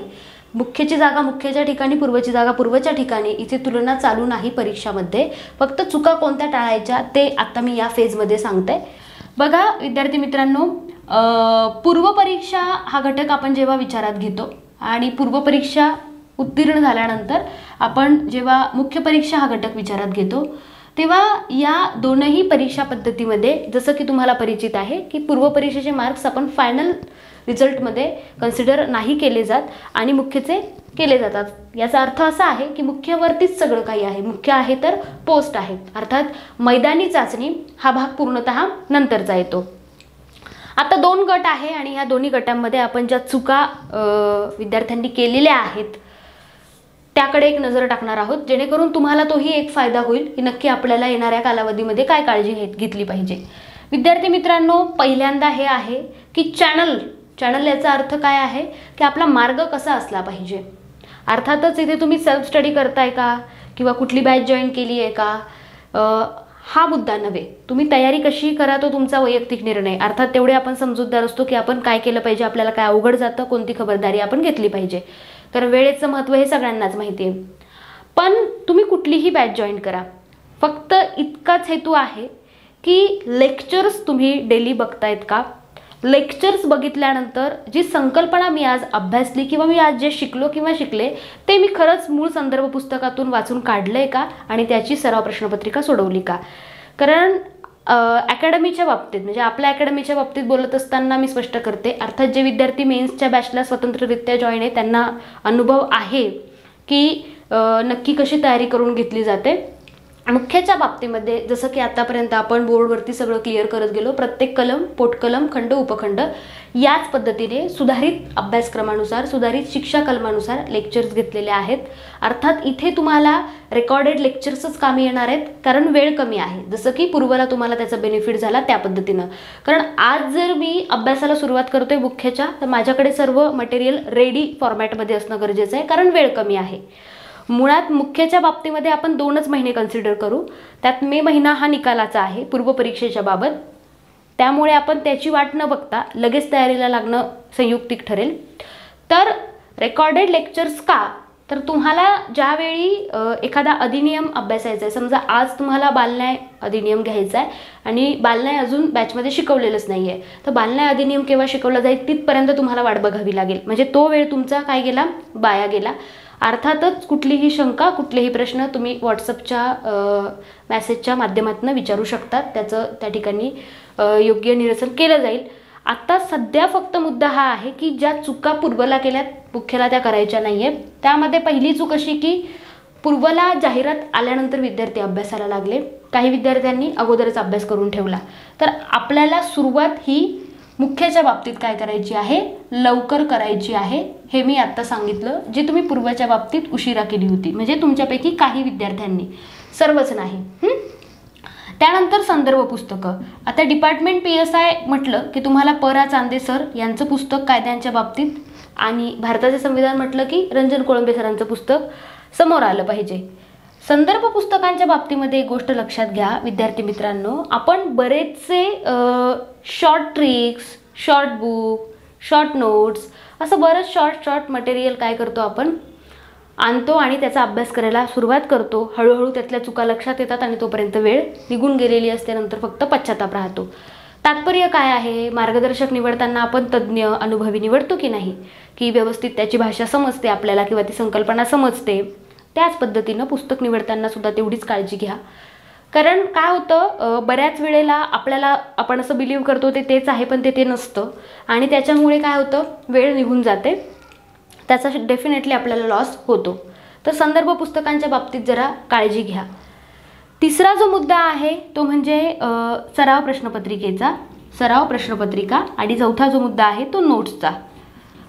बघा, नोट्सबद्दल पहिल्यांदा बोलते, नंतर टेस्ट सिरीजबद्दल बोलते. नोट्स ज्या आहेत ना, नोट्सचा अर्थ काय हे माहिती आहे का तुम्हाला? तुमच्यापैकी बऱ्याच जणांना नोट्स म्हणजे काय वाटतं की पुस्तक दिलेलं आहे ना, मूळ संदर्भ पुस्तक, ते जसंच्या तसं उतरवणं म्हणजे नोट्स. किंवा काही जणांना असं वाटतं त्यातले ठराविक पॉईंट्स उतरवणं म्हणजे नोट्स. पण नोट्स म्हणजे अशा नसतातच मुळात. नोट्स काय सांगतात, एखादी संकल्पना मी लेक्चरद्वारे समजून घेतली, संदर्भ पुस्तक अभ्यासलं, मात्र मला त्यातून जे समजलं नाही त्या माझ्या झाल्या शॉर्ट नोट्स आणि त्या वैयक्तिक तुम्ही काढणं गरजेचं आहे. परीक्षा केंद्रामध्ये पेपर कोण देतं? तुम्ही देतात ना. आपण मेहनत करतो, त्यामुळे नोट्सच्या बाबतीत आपण इतरांच्यावर डिपेंड का राहिलं पाहिजे? समजा कोणत्याही व्यक्तीने नोट्स काढल्या, कुणीही व्यक्ती असू देत, नोट्स जेव्हा एखादा शिक्षक जरी काढत असेल, कुणीही काढत असेल, तर ते त्या व्यक्तीच्या अनुषंगाने काढलेल्या नोट्स असल्या, जरी त्या विद्यार्थ्यांसाठी असल्या तरी, मग इथे काय करायचं आहे तुम्हाला हे माहिती आहे की मला IPCतलं कुठलं कलम अवघड गेलं, तर ते तुम्ही त्या शॉर्ट नोट्समध्ये नोट डाऊन केलं पाहिजे, जेणेकरून परीक्षेच्या 8 दिवस ती वही तुम्हाला व्यवस्थित बघता येईल. अँड दॅट्स द पॉईंट की त्या झाल्या शॉर्ट नोट्स. नोट्स याच्याबद्दल तुमची जी खूप चुकीची संकल्पना मनात रुजवलेली आहे तुम्ही, की शॉर्ट नोट्स आणायच्या पटकन तयारी होते, ती पटकन तयारी बरोबर आहे का? शॉर्टच्या नादामध्ये शॉर्ट नोट म्हणजे सगळं पटकन पाहिजे तुम्हाला, तसं नसतं. एक गोष्ट लक्षात घ्या, वारंवार स्वतः मेहनत करावी लागेल. लेक्चरच्या जागी पुस्तकाच्या जागी सराव प्रश्नपत्रिका, त्याच्या जागी नोट्स तुम्हाला काढाव्या लागतील. अगदी बॅचमध्ये मी सुद्धा स्पष्ट सूचना सांगते, लेक्चर चालू झालं तर हातात वही पेन पाहिजेच. पहिला नियम आहे माझ्याकडे तो, वही पेन हवं, नाहीतर डायरी पेन तरी कॅरी करा. अगदी ऑडिओ लॉ सिरीज ऐकत असाल, माझ्या काही विद्यार्थ्यांनी अक्षरशः, तुम्हाला विश्वास होईल की नाही मला माहीत नाही, सगळे प्रश्न म्हणजे जेवढे आपण घेतो ना ते अगदी एका रजिस्टरवर लिहून काढलेत काही विद्यार्थ्यांनी. अर्थात त्यांना त्याचा फायदा झाला. सांगण्याचं तात्पर्य काय की वैयक्तिक तुम्हाला मेहनत करावी लागते. अगदी पूर्वपरीक्षेचा पेपर देताना सुद्धा ज्या विद्यार्थ्याला वैयक्तिकरित्या अनुभव आला त्यांनी मला पेपर झाल्यानंतर फोन केला, जे इंटिग्रेटेड बॅचला जॉईन आहेत आपल्या. ते म्हणाले की मी जेव्हा पेपर देत होतो तेव्हा मला पूर्णतः लेक्चरचा आवाज कानात घुमत होता. म्हणजे इथपर्यंत त्यांनी ते लेक्चर 3-3, 4-4 वेळा ऐकले होते. अर्थात तुम्ही कुठलीही बॅच जॉईन करा, तुम्ही वैयक्तिक काय करता, लेक्चर्स वगैरे सगळं रेडी असतं, पण आपण त्या फोल्डरमध्ये जाऊन बघतच नाही. मग ते का बघत नाही? सगळेच नाही, काही विद्यार्थी कंटाळा करतात. मग तो कंटाळा का करतात? आणि तुम्ही जर कंटाळा करत असाल तर तुम्ही स्पर्धेच्या तसंही बाहेर आहात ना. त्यामुळे अभ्यास करून आणि अभ्यास न करून दोघांमध्ये काही तसं मोठा डिफरन्स राहतच नाही. म्हणजे जर आपल्याला कंटाळा येत असेल तर मग आपण अभ्यास का करावा हा पहिला प्रश्न आहे. त्यामुळे लेक्चर जर तुम्हाला सुरळीत दिलेले आहेत व्यवस्थित, तर ते फोल्डरमध्ये जाऊन बघितले पाहिजेत, ती संकल्पना तिथे समजून घेतली पाहिजे, नंतर पुस्तकातून वाचन केलं पाहिजे. काही विद्यार्थ्यांना असं वाटतं पुस्तक वाचलेच पाहिजेत का? बॅच जॉईन केल्यानंतर पुस्तक वाचले पाहिजे का? तुम्ही जेव्हा एखादी संकल्पना समजून घेताय तेव्हा ती लेक्चरच्या माध्यमातून समजते ना. पुस्तकातून वाचल्यावर डबल उजळणी होते आणि सराव प्रश्नपत्रिका सोडवल्यानंतर आपल्याला एक्झॅक्टली क्लिअर होतं की बाबा अजून मला किती तयारी या घटकाची करणं गरजेचं आहे. याला म्हणतात शास्त्रशुद्ध पद्धतीनं केलेला अभ्यास, आणि तो करावा लागेल, तेव्हा तुम्हाला मुख्य खऱ्या अर्थानं लीड स्कोर आहे तो घेता येईल. तर ह्या चुका तुम्हाला मुख्यला टाळायच्या आहेत. सराव प्रश्नपत्रिकेच्या बाबतीत सुद्धा तसंच. जाहिरात आल्यावर काही जणांनी सराव प्रश्नपत्रिका सोडवायला घेतल्या, काही जणांनी शेवटच्या आठवड्यात सोडवायला घेतल्या. आपण करतोय काय, आपण गटाने प्रश्नपत्रिका सोडवताना बघायला मिळत आहेत. गटाने प्रश्नपत्रिका नका सोडू. ग्रुप स्टडी हा मुख्याचा भाग नव्हे. वेळ कमी आहे. तुम्हाला मी वारंवार सांगते, 2 महिन्यात 100 गुणांच्या प्रिलियमलाच आपल्याला एवढा दिवस लागला. 300 गुणांची मुख्य कसं कव्हर करणार? 2 महिन्यामध्ये सिस्टमॅटिक वेने गेलात, स्मार्ट वेने गेलात, डेफिनेटली तुम्हाला 250+ या ठिकाणी मार्क्स मिळतील, ही खात्री. मात्र या पद्धतीने जावं लागेल, अटी आणि शर्ती लागू. तुम्हाला काहीही झालं सराव प्रश्नपत्रिका सोडवाव्यास लागतील. त्याला कुठलाही शॉर्टकट नाही.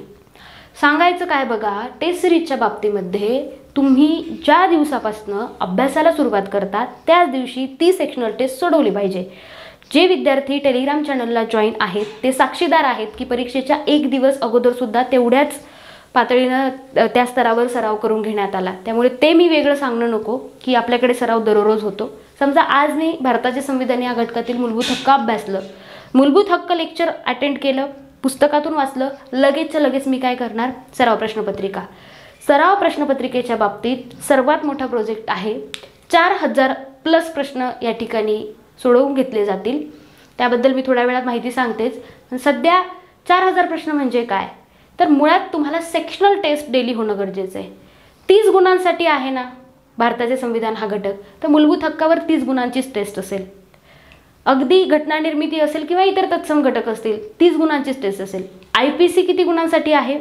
60 गुणांसाठी आहे ना, तर IPCची एक टेस्ट 30 गुणांची असेल. या सेक्शनल टेस्ट व्यतिरिक्त मूळ 300 गुणांच्या 10 प्रश्नपत्रिका असतील. म्हणजे ते 1500 प्रश्न आणि हे सर्व बाकीचे प्रश्न, असा 4000 प्रश्नांचा तुमचा सराव करून घेण्यात येईल. अर्थात 4000 हे आपण किमान एक टार्गेट ठेवले, त्याच्या पलीकडे पण जाण्याचा प्रयत्न नक्की आपण करणार आहोत. 4000+ प्रश्न सुद्धा सोडवून घेण्यात येतील. तात्पर्य काय आहे विद्यार्थी मित्रांनो, तुम्हाला मी वारंवार सांगते आहे, तुम्ही जेव्हा असं म्हणतात ना की बघू नंतर करू किंवा ह्याच्याने काय होईल, नंतर केलं तर काय होईल, तर मी ऑलरेडी सांगितलं, नंतर या शब्दातच खूप मोठं अंतर आहे. आणि तुम्ही असं बोलतात तेव्हासुद्धा विद्यार्थी तो घटक बाजूला करतात. इवन आत्ता जे विद्यार्थी ज्यांचा स्कोर आहे 40+, त्यातले काही विद्यार्थी अभ्यासाला लागलेत सुद्धा की बाबा 8 दिवसात माझा पॉलिटीतला किंवा मूळ आपलं भारताचे संविधान या घटकातलं हे चॅप्टर तरी कव्हर होतील. याला म्हणतात स्मार्टनेस. म्हणजे पटकन तुम्ही अचीव करायला शिकले पाहिजेत. कारण कॉम्पिटिशनच्या तेवढंच आपण काय असतो, आत असतो, बाहेर जात नसतो. तर ही काळजी आपण घेतली पाहिजे. ज्या चुका पूर्वपरीक्षेला केल्या त्या मुख्य परीक्षेला करू नका, एवढंच माझा सांगण्याचा हेतू आहे.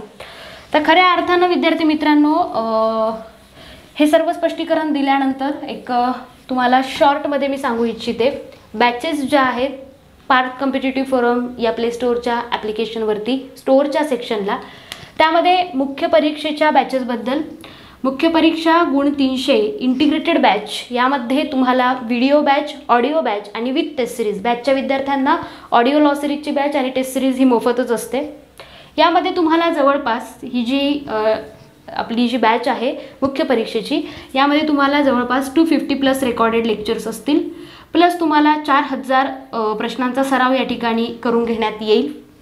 त्याबद्दल मी स्वतंत्र लेक्चर घेईल टेस्ट सिरीजबद्दल. आत्ता फक्त नॉर्मली तुम्हाला मी क्लिअर करते हे 2 घटक. आणि सोबतच तुम्हाला ऑडिओ सिरीज, म्हणजे जे तुमचे प्रमुख 3 कायदे आहेत, IPC, CRPC आणि इंडियन एव्हिडन्स ॲक्ट, तर या 3 कायद्यांची आणि सोबत 19 लघुत्तरी कायद्यांची ऑडिओ लॉ सिरीज बॅच पण मोफत देण्यात येईल. आता ही झाली आपली मूळ बॅच. ज्या विद्यार्थ्यांना सेकंड पार्टमध्ये फक्त ऑडिओ फॉर्मॅटमध्ये तयारी करायची आहे, अर्थात जे विद्यार्थ्यांनी ऑडिओज ऐकलेले आहेत त्यांना माहिती आहे की किती फायदा झाला. त्यामुळे आपण किती करतोय ना, लेक्चर आले तर आपण त्याला किती अटेंड करतोय यावर सुद्धा रिझल्ट डिपेंड करतो. आपलं होतंय काय, आपण हातचं सोडून पळत्याच्या पाठीमागे लागतो आणि रिझल्ट तर येत नाही, मग परत त्याच्यावर चर्चा करत बसतो. तर ही चर्चा थांबवा, विनाकारण बडबड थांबवा. ठीक आहे. तर ऑडिओ लॉ बॅचमधून पण तुम्हाला डेफिनेटली बेनिफिट होऊ शकतो. काही विद्यार्थी समजा गडचिरोलीसारख्या भागात असतील तर तिथे रेंजचा जरी इश्यू असेल तरी तुम्ही ह्या ऑडिओ फॉर्मॅटमध्ये अभ्यास करू शकता. अर्थात तिथल्याही विद्यार्थ्यांनी आपल्याकडे ही ऑडिओची बॅच जॉईन केलेली आहे. त्यामुळे मी सांगितलं. थर्ड फॉर्मॅट जो आहे तो म्हणजे टेस्ट सिरीजची बॅच. टेस्ट सिरीजची स्वतंत्र बॅच असेल, अर्थातच टेस्ट सिरीज ऑनलाईन असतील. ऑफलाईन तुम्हाला PDF मिळेल, पण ती शेवटच्या दिवसामध्ये. सिक्युरिटी पर्पज समजा, आणि खरं तर कुठलीही प्रश्नपत्रिका वैयक्तिक सोडवावी. मुख्य परीक्षेच्या बाबतीत खूप खबरदारी घेण्यात आलं आहे. टेस्ट सिरीजच्या बाबतीमध्ये समजा तुम्ही सेक्शनल टेस्ट सोडवायला घेतली, भारताचे संविधान फोल्डरमध्ये गेलात, आत्ताही स्टोअरच्या सेक्शनला जवळजवळ 50पेक्षा जास्त प्रश्नपत्रिका उपलब्ध करून देण्यात आल्या आहे. तुम्ही ते बघू शकतात, ते जॉईन करू शकतात. टेस्ट सिरीजमध्ये सांगते, टेस्ट सिरीज तुमच्याकडनं 2दा सोडून घेतली जाणार आहे. पहिल्यांदा तुम्ही ऑनलाईन फॉर्मॅटमध्ये, म्हणजे जसं की कोर्सचं सबस्क्रिप्शन घेतल्यानंतर ऑनलाईन फॉर्मॅटमध्ये स्टार्ट टेस्ट केलं की ती टेस्ट त्या वेळात कंप्लीट होते, तुमचं रिपोर्ट कार्ड तुम्हाला जनरेट होतं, तुमची रँक समजते, प्लस तुम्हाला तुमचा स्कोअर ऑटोमॅटिक चेक होऊन येतो, तुम्ही चेक करण्याची गरज नाही. ऑनलाईन सोडवल्यानंतर लगेचच तिथे PDF दिलेली असते त्या टेस्टची. ती PDF तुम्ही व्यवस्थित बघू शकतात, ॲप्लिकेशनवरतीच बघता येईल. ती PDF तुम्ही बघितली की तुम्हाला लगेचच कळेल की आपल्या चुका कुठे झाल्यात. अर्थात तिथे रिपोर्ट कार्ड येते, त्यामुळे ते डेफिनेटली तिथे तुम्हाला दुपटीने फायदा होते, कारण 2 वेळा टेस्ट सोडवली जाते. ऑनलाईन फॉर्मॅटमध्ये तर आहेत आणि PDF सुद्धा क्लिअर होतो आहे. आणि मग हार्ड कॉपीचा जो विषय आहे तो आपण शेवटच्या काही दिवसांत उपलब्ध करून देण्याचा प्रयत्न करू. टेस्ट सिरीजवर स्वतंत्र लेक्चर कंडक्ट होईल, त्यावेळी तिथे माहिती सांगितली जाईल. आता ह्याच्या पलीकडे आणखी 2 बॅचेस आहेत. ज्यांना फक्त भारताचे संविधान यामधली काही कलमं किंवा काही संकल्पना जर नसतील समजत, तर त्यांनी फक्त त्या घटकापुरती बॅच जॉईन करू शकतात. स्टोअरच्या सेक्शनला तुम्ही गेलात, तुम्हाला सगळं दिसेल. आणि 500+ प्रश्नांचा एकट्या भारताचे संविधान या घटकावर जो सराव उपक्रम आहे आपला, तर त्याच्यासाठीही स्वतंत्र बॅच आहे. तर ज्यांना जी बॅच जॉईन करायची ते करू शकतात. ज्यांना अगदी सेल्फ स्टडी करायचा असेल, वैयक्तिक काही अडचणी असतील, तर त्याच्यासाठीही तुम्ही निसंकोचपणे मला फोन करू शकतात. या ठिकाणी तुम्हाला डिस्क्रिप्शन बॉक्समध्ये नंबर दिलेला आहे, तो तुम्ही बघा आणि अगदी निवांत राहून मुख्यच्या तयारीला सुरुवात करा. ससा आणि कासव ही गोष्ट आपण शालेय जीवनापासून अभ्यासत आहोत. दैनंदिन व्यवहारात पण आपल्याला त्या गोष्टी समजतात की अगदी जोरात पळून पण काही फायदा होत नाही आणि अगदी म्हणजे थंड राहून पण काही फायदा होत नाही. तुम्हाला एक मध्यम मार्ग निवडायचा आहे. अगदी रोजची तुम्हाला 150 प्रश्न आहेत ना, 300 गुण आहेत. रोजचे 2-2 गुण प्रत्येक घटकाच्या बाबतीत केले, म्हणजे आज IPCचं मला हे प्रकरण अभ्यासायचं आहे, भारतीय संविधानाचं मला हे प्रकरण अभ्यासायचं आहे, असं रोजची तुम्ही थोडी तयारी करत गेलात ना, डेफिनेटली तुम्हाला जे उरलेले दिवस आहेत त्याच्यामध्ये 250+ मार्क्स पडतील, ही मी खात्री देते. अर्थात तेवढी तयारीच मी करून घेणार आहे. 4000 प्रश्न खूप झाले विद्यार्थी मित्रांनो. आणि प्रश्नांचा फायदा काय होतो हे टेलिग्रामला जॉईन नसलेले विद्यार्थी साक्षीदार आहेत. त्यामुळे शुद्ध कायद्याच्या भाषेत जर सांगायचं झालं तर जर तुम्ही मुख्य परीक्षेच्या तयारीमध्ये थोडी जरी हयगय केली तर ज्या शिक्षेस तुम्ही पात्र व्हाल ती खूप अवघड असणार आहे. आणि ती शिक्षा आपण स्वतःला सुद्धा देऊ शकत नाही, कारण तो फक्त पश्चाताप असतो आणि तेव्हा वेळ निघून गेलेली असते. त्यामुळे उशिरा सुरुवात करण्यापेक्षा लवकर तयारीला लागा, म्हणजे मुख्य परीक्षेत आपला लीड स्कोर राहील आणि मैदानी चाचणीसाठी वेगळे एफर्ट्स घ्यायला लागणार नाही. मैदानी चाचणीच्या बाबतीत एवढंच सांगेन की मुख्यसोबत रोज 1 तास मैदानी चाचणीला द्या. ऐन वेळेवर किती पण आपण फिट असू फिजिकली तरी तयारी होत नाही. त्यामध्ये सर्व इव्हेंट्स तुम्हाला माहिती आहे. जेवढी मला माहिती सांगता येत होती तेवढी मी 100% सांगण्याचा प्रयत्न केला. छोटासा प्रयत्न होता. यामध्ये सर्व मुद्दे तुम्हाला क्लिअर झाले असेल अशी अपेक्षा व्यक्त करते आणि येणाऱ्या मुख्य परीक्षेसाठी खूप खूप शुभेच्छा देते. काही अडचण असेल तर तुम्ही मला संपर्क करा. संपर्क क्रमांक तुम्हाला डिस्क्रिप्शन बॉक्समध्ये दिलेला आहे. प्ले स्टोअरचं Parth competitive forum app install केल्यानंतर जे PYQs आपण मोफत सोडून घेणार होतो, जसं की टेलिग्रामला इथून मागे मोफत सराव होत होता, तसाच मोफत सराव PYQचा. अगदी PYQ खूप मागचंही नाही बघायचं आहे, कारण शिक्षा कलमं बरीच बदललेली आढळतात. तर सुधारित अभ्यासक्रमानुसारच सर्व या ठिकाणी लेक्चर्स मिळतील. कुठलंही शिक्षा कलम बदललेलं असू दे, त्याची जी सुधारित शिक्षा आहे त्यानुसारच लेक्चर्स कंडक्ट केलेत. त्यामुळे तुम्हाला हा विचार करण्याची गरज नाही की त्या कायद्यात असा बदल झाला मग आता जुनी शिक्षा करायची का. नाही, नवीन शिक्षेनुसारच सगळे लेक्चर्स आहेत. थोडक्यात सुधारित अभ्यासक्रमानुसार सर्व कोर्स आहेत. त्यामुळे ॲप्लिकेशन इन्स्टॉल केलं, स्टोअरच्या सेक्शनला गेलात की तिथून तुम्ही कोर्स जॉईन करू शकतात. कुठलीही अडचण असेल, अगदी तुम्ही सेल्फ स्टडी करत असाल तरीही सुद्धा तुम्ही मला संपर्क साधू शकतात. मुख्य परीक्षेसाठी पुन्हा एकदा खूप खूप शुभेच्छा. धन्यवाद.